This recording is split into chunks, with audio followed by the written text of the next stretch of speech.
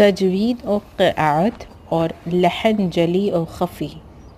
تجوید کا معنی عمدہ کرنا، اچھا کرنا۔ تجوید کی اصطلاحی تعریف ہر حرف کو اس کے مخرج سے مع اس کی تمام صفات کے ادا کرنا۔ قراءت کا مطلب ہے پڑھنا، اور یہ لفظ اس طرح بولا جاتا ہے: قراءت۔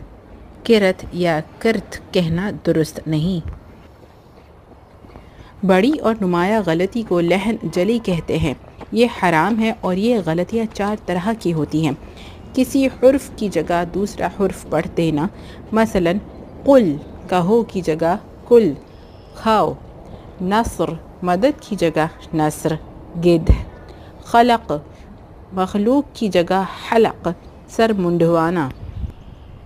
نمبر 2، کوئی حرف بڑھا دینا، جیسے الحمدللہ کی جگہ الحمدوللہ پڑھ دیا۔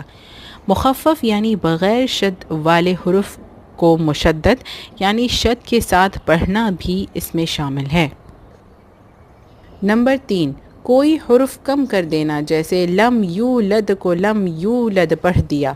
مشدد یعنی شد والے حرف کو مخفف یعنی بغیر شد کے ساتھ پڑھنا بھی اس میں شامل ہے۔ نمبر 4، حرکات و سکنات کی غلطی کرنا، جیسے اہدنا کی جگہ اہدنا پڑھ، یا انعمت کی جگہ انعمت پڑھ دیا۔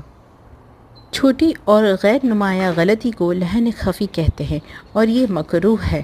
مثلا نمبر 1، رو کو موٹا یا باریک پڑھنے میں غلطی کرنا، جیسے ربنا میں را کو باریک پڑھ دیا۔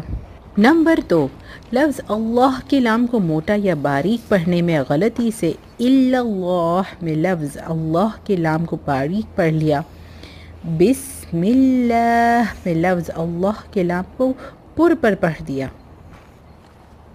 نمبر 3، نون کے اظہار یا اخفاء میں غلطی کرنا، جیسے انعمت میں نون پر اخفاء یا انت میں نون پر اظہار کر دیا، جیسے اردو میں پنکھا کو پنکھا کہہ دیا۔